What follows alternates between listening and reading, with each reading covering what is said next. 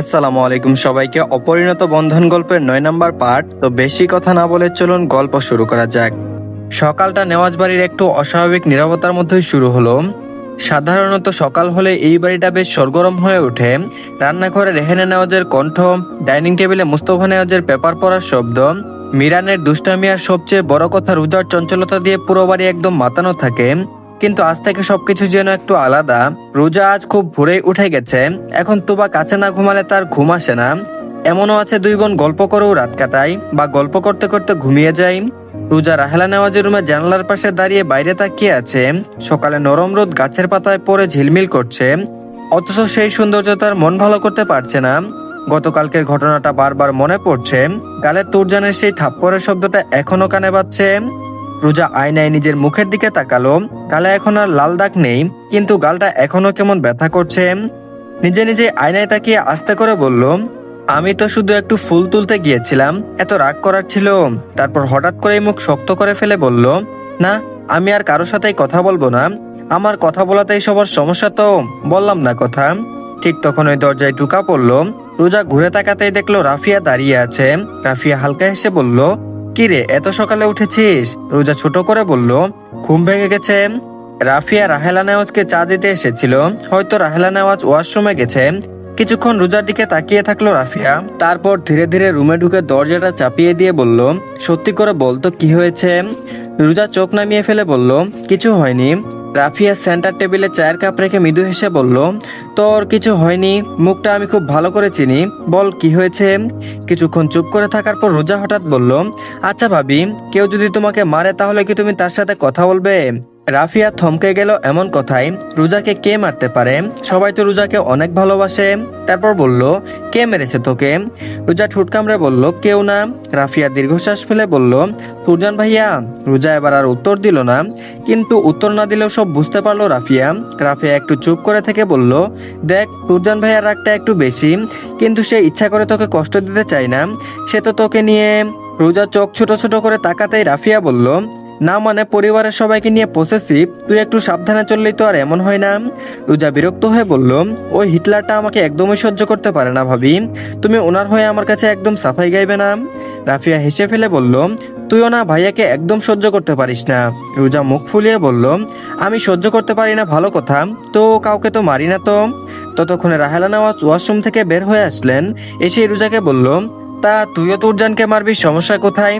রোজা বলল, শোনো গ্রানি, আমি কারোর মতো দয়া মায়াবিহীন পাষাণ নই যে গায়ে হাত তুলবো। আমাকে সহ্য করতে পারে না তোমার নাতি, বুঝেছো? সহ্য করতে না পারলে বলে দিলেই হয়, তার সামনে আর ইহজীবনেও যাব না। রাফিয়া বলল, তোর তো দেখছি পাহাড় সমান অভিমান জমেছে। তা এত অভিমান ভাইয়ার জন্য হলে সে তো সারা জীবন ভাঙাতে ভাঙাতেই শেষ হয়ে যাবে। রোজা বলল, এই যে ভাবি শোনো, আমি তোমার দেবরের প্রতি অভিমান জমাইনি, আর সে আমার অভিমান সারা জীবন ভাঙাবে কেমনে? আমি কি তোমাদের বাড়ি সারা জীবন থাকবো নাকি? রাফিয়া বলল, কেন, কোথায় যাবি? রোজা বলল, তোমার দেবর যা শুরু করেছে, ভেবেছিলাম কয় বছর পর বিয়ে করব, এখন ভাবছি এই বছরে বিয়ে করে তোমাদের বাড়ি থেকে চলে যাব। রাহেলা নেওয়াজ কেসে উঠলেন। হয়তো এই প্রথম শুনলেন স্বামীর উপর অভিমান করে অন্য জায়গায় বিয়ে করে চলে যাওয়ার কথা। এর আগে কেউ হয়তো এমন কথা বলেনি, তবে অনেক হয়েছে, এর একটা শেষ করা উচিত। আর কতদিন এমন চলবে? তাই রাহেলা নেওয়াজ বলল, আচ্ছা যা, তোকে একটা চ্যালেঞ্জ দিই, যদি পূরণ করতে পারিস তাহলে ভাববো তুই আমার নাতির চেয়ে ভালো। আমার নাতিই খারাপ। রোজা বলল, এমনিতেই তোমার নাতি খারাপ, এসব প্রমাণ করতে হবে না।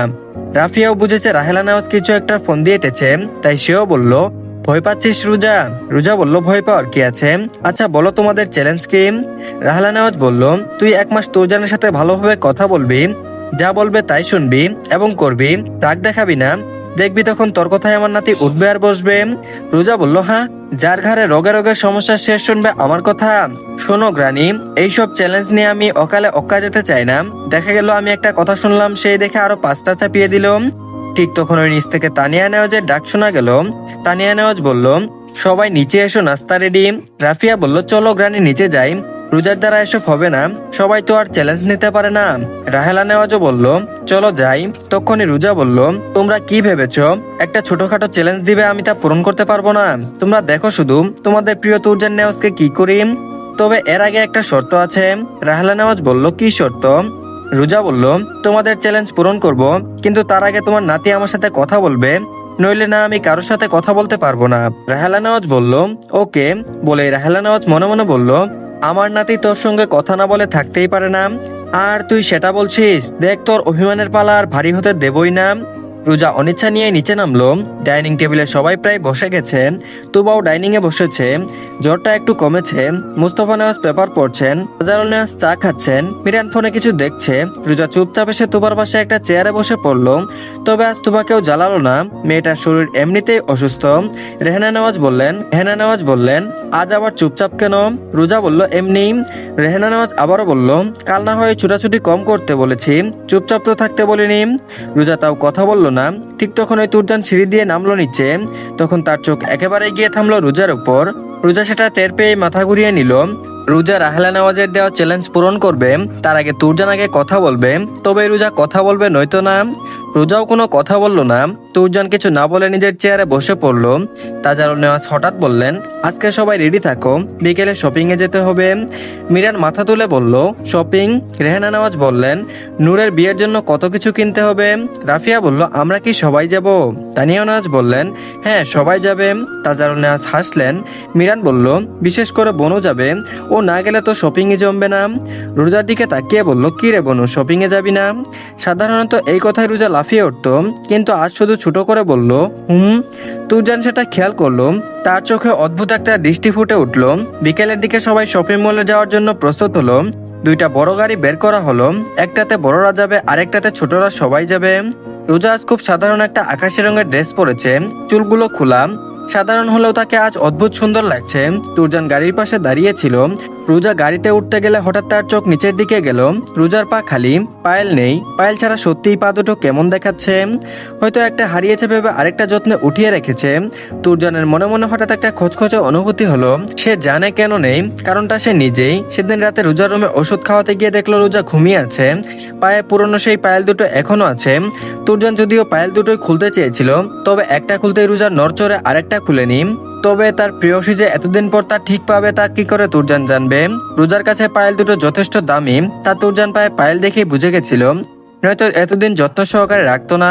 ভেবেছিল পায়েলের কথা সেদিন সকলেই বলবে, তবে ভুলমনা বউকে এতদিন পরে এটা নিয়ে মন খারাপ করবে তা জানলে আগে নতুন পায়েল কিনে আনতো, তারপর পুরনোটা খুলে পরিয়ে দিত। তুরজান তো ভেবেছে রোজার পছন্দের পায়েল কিনে দেবে, তাই সে নিজে আর কিছু বলেনি। আর এদিকে শপিং মলটা খুব বড়, ভেতরে ঢুকতে চারিদিকে আলো ঝলমল করছে। আর আজ একদম উত্তেজিত হয়ে গেছে, সবার কাছে বলছে, ওই দোকানে চলো। না না, আগে ওইটাই। রোজা চুপচাপ তাদের পেছনে হাঁটছে। তুরজান একটু দূর থেকে সব দেখছে। মিরান পাশে এসে বলল, কি দেখছো ভাইয়া? তুরজান শান্তভাবে বলল, কিছু না। তোর বোনকে একটু কম জেদি বানাতে পারিসনি? নাকি তোর বাপে আমার সাথে কোনো শত্রুতা ছিল যে এমন করে মানুষ করলো? মিরান হেসে বলল, রোজার দিকে তাকিয়ে আছো ভালো কথা, কিন্তু এখানে শপিং করতে এসেছো। এখন দেখো তোমার বউয়ের কিছু পছন্দ হবে না, সবাইকে এটা ওটা পছন্দ করে দেবে, লাস্ট নিজেরটা কিনতেই পারবে না। আবার কাল আসতে হবে, আবার আমার বাপ আমার মায়ের দোষ দেবে। তুমি নিজেরটা রেখে আগে ওরটা চয়েস করতে পারো না? তুরজান কিছু বলল না। শপিং চলতে লাগলো নেওয়াজ পরিবারের। রাফি একটা লাল ড্রেস ট্রাই করতে গেল, আর আজ এই ব্যাগটা ধরে টেনে নিচ্ছে। রোজা একটা কোণে দাঁড়িয়ে আছে। হঠাৎ একটা দোকানের সামনে তার চোখ গেল, শুকেছে অনেকগুলো পায়েল সাজানো। রোজা কিছুক্ষণ চুপচাপ তাকিয়ে থাকলো, তারপর মুখ ফিরিয়ে চলে যেতে লাগলো। ঠিক তখন পিছন থেকে একটা গম্ভীর কণ্ঠ শোনা গেল, এটা দেখ পছন্দ হয় কিনা, নয়তো চেঞ্জ করে নেই। রোজা ঘুরে ফিরে তাকিয়ে দেখলো তুরজান, হাতে একটা ছোট বক্স। রোজা ভ্রুকুচকে বলল, কি? তুরজান বক্সটা খুললো, ভেতরে একটা সুন্দর রূপার পায়েল, খুব সূক্ষ্ম কাজ করা। রোজা হতবাক হয়ে তাকিয়ে রইল, তারপর বলল, এটা দেখ পছন্দ হয় কিনা। রোজা সঙ্গে সঙ্গে বলল, আমার লাগবে না। তুরজান চোখ ছোট ছোট করে বলল, কেন? রোজা ঠোঁট বাঁকিয়ে বলল, আমার আগেরটা অনেক প্রিয় ছিল, আমি চাই না ওইটা বাদে আর কোনো পায়েল পরতে। তুরজান ধীরে ধীরে বলল, পছন্দের জিনিস কখনো হারায় না, আমরা তাদেরকে অবহেলায় রাখি, পরে হারিয়ে গেলে আফসোস করি। রোজা বলল, আমি গুনা 9 বছর ওটাকে যত্ন করে রেখেছিলাম, তাও বলছেন অবহেলা করে হারিয়েছি। তুরজান বলল, সেটা কখন বললাম? রোজা বলল, তাহলে? তুরজান বলল, কিছু না, পছন্দ হয় কিনা তাই বল। রোজা কিছু বলল না। দুজনের মাঝখানে অদ্ভুত নীরবতা নেমে এলো। তারপর তুরজান হঠাৎ নিচু হয়ে এক পায়ে হাঁটু ফ্লোরে রেখে বসলো। রোজা আটকে উঠে বলল, এই কি করছেন? উঠুন, মানুষ দেখছে। আমার পছন্দ হয়েছে, আমি পরে নেব পরে। তুরজান শান্ত গলায় বলল, পা দে। রোজা বলল, না। তুরজান বলল রুজা। তুরজানের কণ্ঠে এমন একটা দৃঢ়তা ছিল যে রুজা আর কিছু বলতে পারলো না। ধীরে ধীরে পা বাড়ালো। তুরজান খুব সাবধানে পায়েলটা তার পায়ে ধরিয়ে দিল। রুজার বুকটা হঠাৎ কেমন যেন ধক করে উঠল। তুরজান উঠে দাঁড়ালো, তারপর শুধু বলল, এটা আগেরটার মতো যত্নে রাখিস তাহলেই হবে, বলেই চলে গেল। রুজা কিছুক্ষণ স্থির হয়ে দাঁড়িয়ে রইল, তারপর আস্তে করে পায়ের দিকে তাকালো। পায়েলটা ঝিকমিক করছে। তার অজান্তেই ঠোঁটের কোণে ছোট্ট একটা হাসি ফুটে উঠল, কিন্তু সাথে সাথে আবার মুখ শক্ত করে ফেললো। তারপর বলল, হিটলার। তবুও মনের ভেতর কেন যেন একটু তুরজানের প্রতি ভালো লাগা ঢুকে গেছে। ওদিকে দূরে দাঁড়িয়ে গ্রানি আর মিরান সব দেখছিল। মিরান হেসে নিজেই গ্রানির কানের কাছে মুখ নিয়ে ফিসফিস করে বলল, খেলা শুরু হয়ে গেছে গ্রানি, তোমার তারিফ করতে হয়। আর এদিকে রুজা কিছুক্ষণ স্থির হয়ে দাঁড়িয়ে রইল। পায়ের দিকে তাকালো, রূপার পায়েলটা ঝিকমিক করছে। চারপাশের আলোতে সেটাও আরো উজ্জ্বল লাগছে, কিন্তু তার মাথার ভেতরে যেন একসাথে হাজারটা ভাবনা ঘুরছে। বিড়বিড় করে বলল, হিটলার। তারপর দ্রুত পা চালিয়ে সবার দিকে এগিয়ে গেল। এদিকে মলের ভেতর নেওয়াজ পরিবারের শপিং জমে উঠেছে। রাফিয়া ইতিমধ্যে 3টা ড্রেস ট্রাই করে ফেলেছে। আর আজ একটা দোকান থেকে আরেকটা দোকানে দৌড়াচ্ছে। মিরান মাঝে মাঝে সবাইকে বিরক্ত করছে। তানিয়া নেওয়াজ বললেন, আরাজ এত দৌড়াদৌড়ি করিস না, পড়ে যাবি। আরাজ গম্ভীর মুখ করে বলল, আমি দৌড়াচ্ছি না দাদু ভাই, আমি এক্স প্লেয়ার করছি। মিরান সঙ্গে সঙ্গে বলল, দেখেছো বড় আম্মু, আমাদের আরাজ ছোটবেলাতেই ইংরেজি শুরু করে দিয়েছে। সবাই একসাথে হেসে উঠল। রোজা এসে চুপচাপ দাঁড়িয়ে রইল। মিরান তার দিকে তাকিয়ে বলল, কি রে বনু, তুই কিছু কিনলি?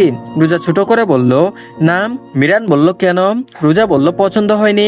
মিরান হেসে বলল, আমি তো আগেই বলেছিলাম তোর শপিং কালকে হবে। তুরজান একটু দূরেই দাঁড়িয়েছিল। সে কথাগুলো শুনলেও কিছু বলল না, শুধু মাঝে মাঝে চোখ দুটো রোজার দিকে চলে যাচ্ছে। রাফিয়া ট্রায়াল রুম থেকে বের হয়ে বলল, এই ড্রেসটা কেমন? রোজা একটু তাকিয়ে বলল, খুব সুন্দর ভাবি। রাফিয়া হেসেই বলল, তুই না থাকলে আমার শপিংটাই জমে না। রোজা হালকা হেসে এদিক সেদিক তাকাতে লাগলো। সবার শপিং শেষের দিকে হলেও মজার ব্যাপার হলো রোজা এখনো নিজের জন্য কিছুই নেয়নি। একটা দোকানে ঢুকতেই মিরান বলল, এটা শেষ দোকান, এরপরে কিন্তু আর না। তোমরা মেয়ে মানুষ এমন কেন? 10টা দেখে একটা নেও, যেটা দেখবা ওইটাই নিবা, তাহলেই তো আর দোকানে ঘোরা লাগবে না।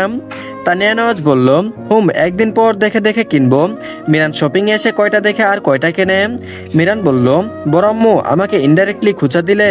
তানিয়া নেওয়াজ বলল, যেটা সত্যি সেটাই বললাম। মিরান বলল, আমি জীবনও আর শপিং মলে এলে তো তোমাদের পেছনে ঘুরতে ঘুরতে আমার জীবন তানাবানা হয়ে গেল। তখনই এক দোকানদার বলল, ম্যাম আমাদের কাছে তানাবানা শাড়ি আছে, দেখতে পারেন। মিরান জোরে হেসে বলল, হ্যাঁ ভাই, তানাবানা শাড়ি তো থাকবেই। মেয়েরা ছেলেদের জীবন তানাবানা করে, আর তানাবানা শাড়ি না পরলে হয়? রেহানা নেওয়াজ চোখ রাঙালেন। এত বড় ছেলে শপিং করতে এসে বাচ্চাদের মতো করছে। এই দোকানে যাবে না, ওই দোকানে যাবে না, এত দোকান ঘোরা লাগবে কেন? তখন আবার পাশ থেকে রোজা বলল, ভাইয়া আমি কিছু কিনিনি এখনো। মিরান মাথা চুলকালো। রোজাকে বলল, এটা তো সমস্যা। রোজা একটা ড্রেস হাতে নিল, কিছুক্ষণ তাকিয়ে থাকলো, তারপর আবার রেখে দিল। রাফিয়া রোজাকে বলল, এটা তো সুন্দর। রোজা বলল, না। রাফিয়া বলল, কেন?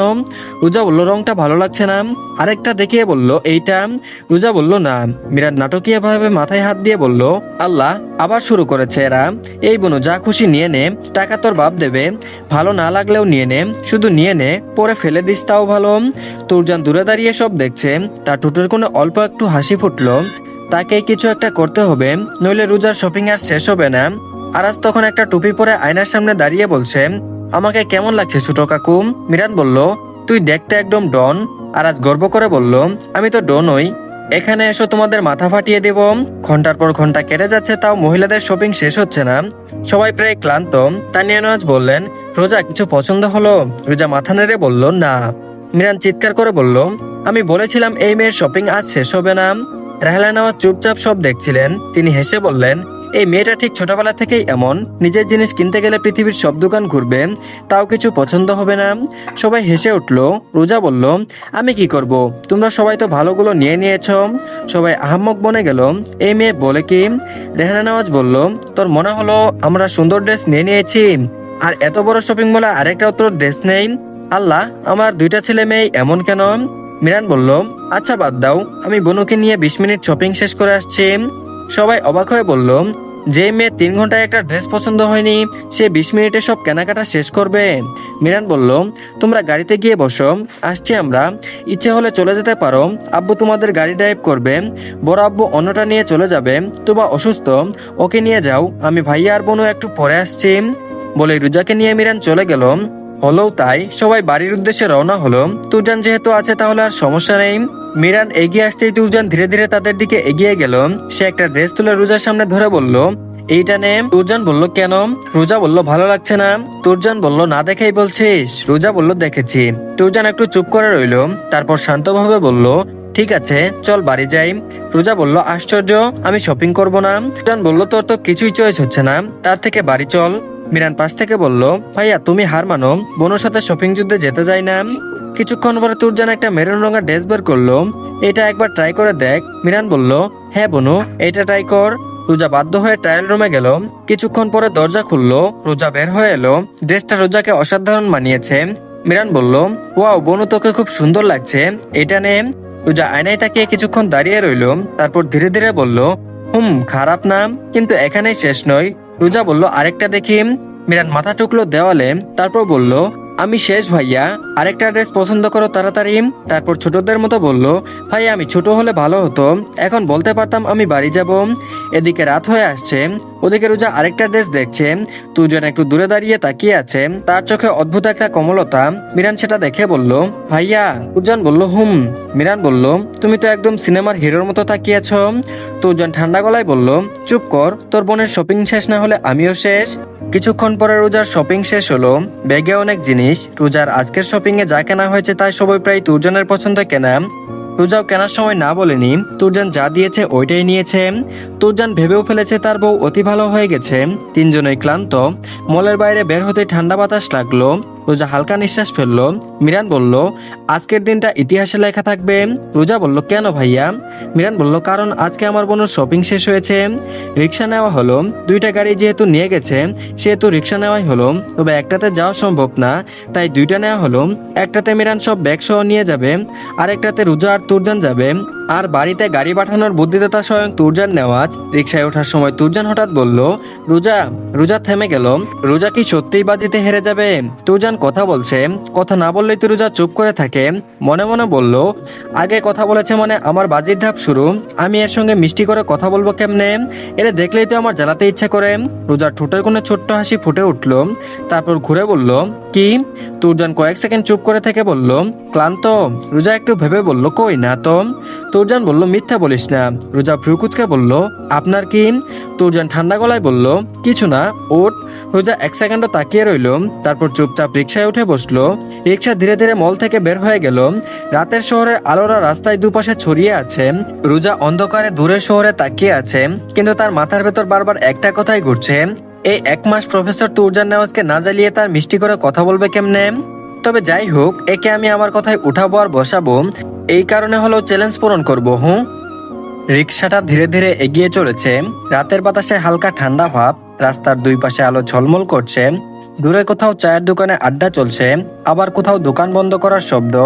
আজ রোজাদের ফিরতে একটু বেশিই দেরি হয়ে যাচ্ছে। রোজা রিক্সার এক পাশে বসে আছে, মুখে খুব একটা ভাব নেই, কিন্তু মাথার ভেতরে যেন যুদ্ধ চলছে।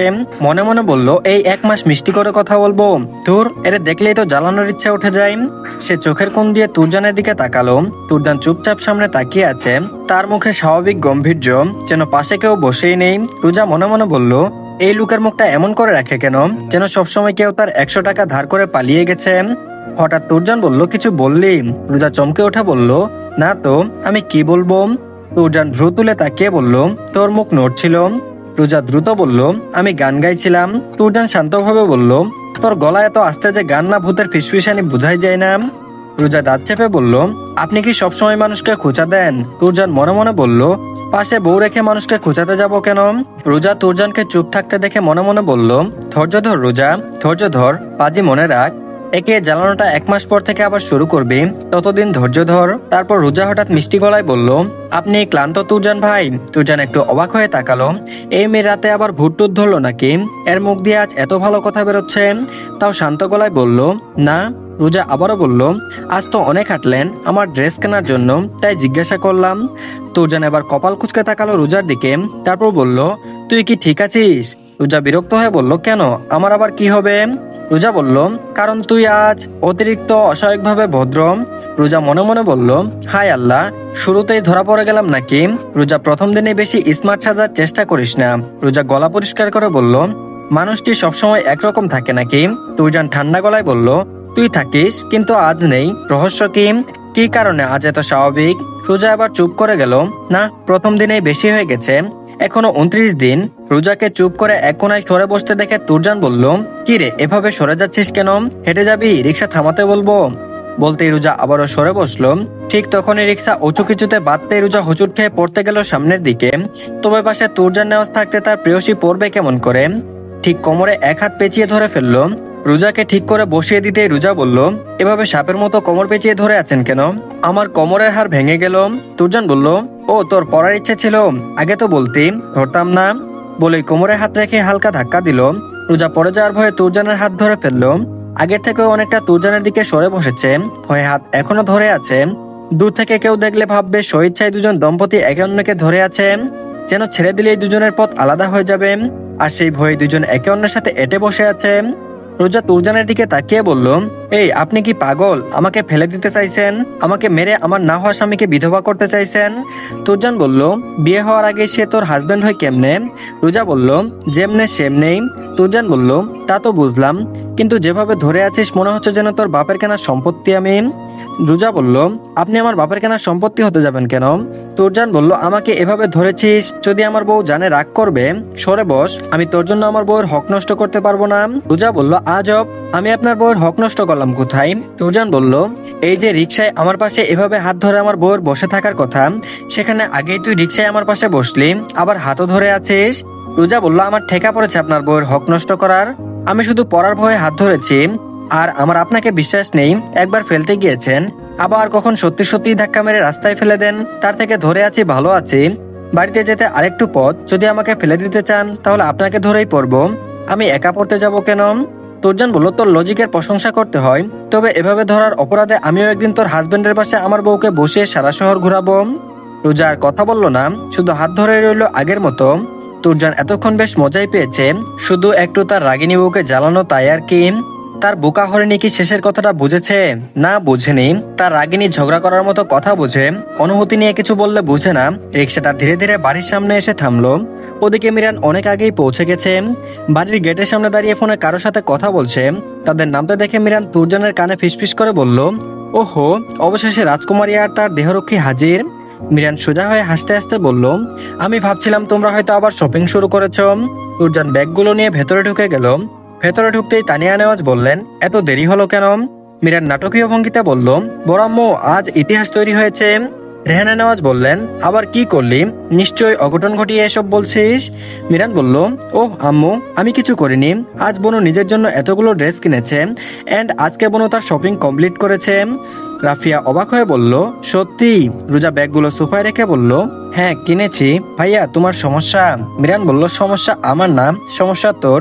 তুই আজ অলৌকিক ঘটনা ঘটিয়ে ফেলেছিস। মুস্তাফা নেওয়াজ বলল, তোমরা সবাই আমার মেয়েকে কি পেয়েছো, যার যা ইচ্ছে বলছো? রাহেলা নেওয়াজ বলল, এই তোরা চুপ কর, মুস্তফার কলিজা নিয়ে মজা করিস না। মুস্তফা নেওয়াজ বলল, মা তুমি আমাকে খোঁচা দিলে কেন? রাহেলা নেওয়াজ বলল, তোরে খোঁচালাম কই, আজকাল সত্যি কথারও বাত নাই রে মিরান। তাজারুল নেওয়াজ বলল, তোমরা সবাই চুপ করো, রোজা আম্মুর শপিং শেষ করেছে, এটাই অনেক। এই কথার মাঝেই তুরজান চুপচাপ দাঁড়িয়েছিল। সবাই তার বউয়ের প্রশংসায় পঞ্চমুখ, অথচ সব কেনাকাটা তুরজান নিজে করেছে, নয়তো রোজার শপিং সারা রাতেও শেষ হতো না। তার চোখ হঠাৎ রোজার দিকে গেল, তখন রোজা তোবার সাথে কথা বলছে আর হাসছে, চুলগুলো এলোমেলো হয়ে কপালে পড়েছে। তুরজান কিছুক্ষণ তাকিয়ে রইল, ঘেমে থাকা মুখ খুব আদুরে লাগছে, একটু ছুঁয়ে দিলে কি খুব ক্ষতি হবে? ওদিকে রোজা হঠাৎ তাকিয়ে দেখলো তুরজান তাকিয়ে আছে। তাদের চোখে সেকেন্ডের জন্য আটকে গেল গোলক ধাঁধায়। রোজা ভ্রু উঁচিয়ে বলল, কি? তুরজান ইশারায় বুঝালো চুল ঠিক করতে। রোজা দ্রুত চোখ সরিয়ে নিল, তারপর মনে মনে বলল, হিটলার। 1 মাসের মধ্যে আপনাকে আমার কথায় উঠাবো আর বসাবো, দেখবেন শুধু। রোজা ঠোঁটে দুষ্ট হাসি ফুটে উঠল, আর তুরজান দূর থেকে সেই হাসিটা দেখে বুঝে গেল এই মেয়ে মাথায় আবার কিছু পাকাচ্ছে। আর এদিকে সকালটা নেওয়াজ বাড়িতে আছে একটু আলাদা রকম ব্যস্ততায় শুরু হলো। রান্নাঘর থেকে ভেসে আসছে হাঁড়ি পাতিলের শব্দ, সাথে তানিয়া নেওয়াজ আর রেহানা নেওয়াজের কথাবার্তা। রোজা ঘুম জড়ানো চোখে সিঁড়ি দিয়ে নামছিল, চুলগুলো এলোমেলো, চোখ আধা বন্ধ। নামতে নামতেই হাই তুলল। ঠিক তখন ওই সামনে থেকে তুরজান উঠে আসছিল। দুজনের হঠাৎ ধাক্কা লাগলো। রোজা উফ বলে এক পা পিছিয়ে গেল। তুরজান বলল, সকালে চোখ খুলে হাঁটা যায় না? রোজা চোখ কসলাতে কসলাতে বলল, আপনি সকালে সামনে কেন, আর ফোন ভিতরে নিয়ে হাঁটছেন নাকি? তুরজান ভ্রুকুচকে বলল, ফোনের ভিতরে গিয়ে হাঁটছি মানে? রোজা বলল, ফোনের দিকে তাকিয়ে হাঁটছেন কেন? তুরজান বলল, এমনি। আর সেদিকে তোর একার না, তোর একার হাঁটার অধিকার আর কারণেই তাই হাত পা ছড়িয়ে হাঁটছিস? রোজা মুখ বাঁকালো, তারপর হঠাৎ মনে পড়লো বাজি, এই বাজি সে জিতবেই। রোজা বাজিতে আজ পর্যন্ত হারেনি, আর এই বাজিতে হারবে অসম্ভব। সে দ্রুত গলা নরম করে বলল, সরি। তুরজান থমকে দাঁড়ালো যেন, তারপর বলল, কি বললি? আবার বল, শুনতে পাইনি। রোজা বলল, সরি। তুরজান কিছুক্ষণ তাকিয়ে রইল রোজার দিকে, তারপর ধীরে ধীরে বলল, আজ সূর্য কোন দিক থেকে উঠেছে, নাকি আমি ভুল জায়গায় এসে গেছি? রোজা দাঁতে দাঁত চেপে জোর করে হাসলো। হাসি আসবে কোত্থেকে? রোজার তো এই লোকের মাথা ফাটাতে ইচ্ছে করছে, তাও বলল, মানুষ ভুল করলে সরি বলতেই পারে। তুরজান মাথা নেড়ে নিজের রুমের দিকে চলে গেল। আমি শিউরাজ বাড়িতে অন্য কিছু ভর করেছে। রোজা মনে মনে বলল, 1 মাস, শুধু 1 মাস সহ্য কর রোজা, তারপর তোর দিন ওই হিটলার বেটাকে জ্বালানোর। রোজা নিচে নামতেই দেখলো মিরান সোফায় বসে মোবাইল ঘাটছে। সোফায় বসতে রোজাকে দেখে মিরান বলল, ও কুমকুমারি উঠেছেন, তা আজকে এত সকালে? কোনো মিশন টিশন আছে নাকি? রোজা বলল, ভাইয়া চুপ করো। মিরান চোখ ছোট ছোট করে বলল, মনো আজ তোর গলা এত শান্ত কেন? রোজা বলল, আমি সবসময়ই শান্ত। মিরান রোজার কথা শুনে যেন হাসির কোনো যোগ শুনলো মনে হলো। হাসতে হাসতে গড়াগড়ি খেয়ে বলল, বুনু বিশ্বাস কর, তোর এই কথা শুনলে পৃথিবীর মানুষ হাসতে হাসতে অজ্ঞান হয়ে যাবে।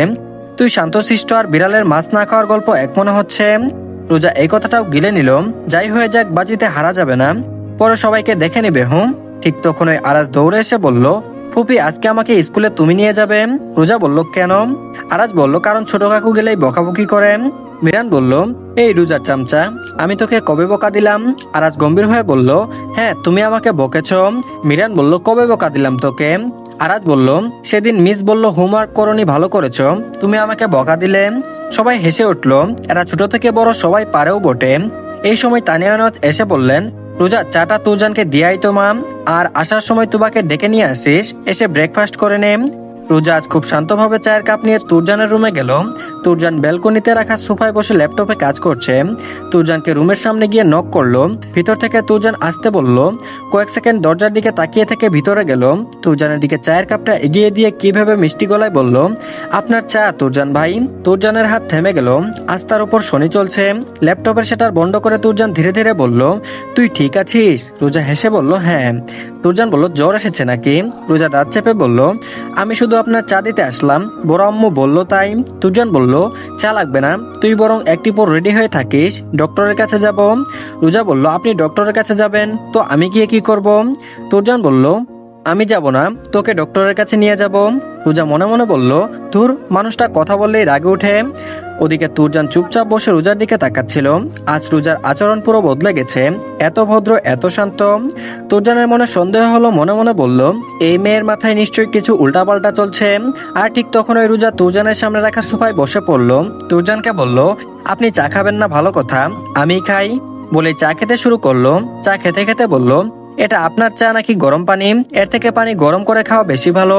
তুরজান তাও কোনো কথা বলছে না দেখে রোজা মনে মনে বলল, প্রফেসর তুরজান নওয়াজ, প্রস্তুত হন, খেলা শুরু হয়েছে। আমি আপনার চায়ের মতো কিছুদিন পর আপনার জীবনটাও খেয়ে ফেলবো। তুরজান রোজার চা খাওয়া দেখে কপালে আঙ্গুল স্লাইড করতে করতে বলল, আমার চা তুই খাচ্ছিস কেন? আমার এখন ইমিডিয়েটলি চা লাগবে।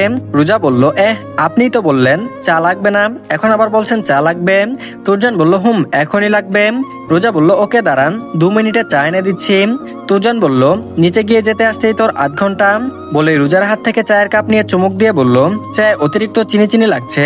তুই আমার সুগার বাড়ানোর জন্য ঠোঁটে কি লাগিয়ে চায়ে চুমুক দিলি? তোর ধান্দা কি সত্যি করে বলতো? রোজা বলল, আপনার কাছে এই চা অতিরিক্ত চিনি লাগছে? এই চায়ের থেকে পানি খাওয়া ভালো। তুরজান বলল, তাহলে কি তুই নিজে ভালো চাটুকু খেয়ে তার ঠোঁটে লাগানো মধুটুকু দিয়ে আমাকে চা বানিয়ে দিলি? এই তুই আবার আমাকে মারতে টারতে চাচ্ছিস নাকি? রোজা নিজেই যেন নিজের ফাঁদে পা দিল। আসলো একটু জ্বালাতে এসে নিজেই জ্বলে যাচ্ছে। রোজাকে চুপ থাকতে দেখে তুরজান বলল, তবে যাই বলিস, তুই আবার আমার বউয়ের হক নষ্ট করলি। আমার কাপ থেকে তার চা খাওয়ার কথা তুই আগে খেলি, এর শাস্তি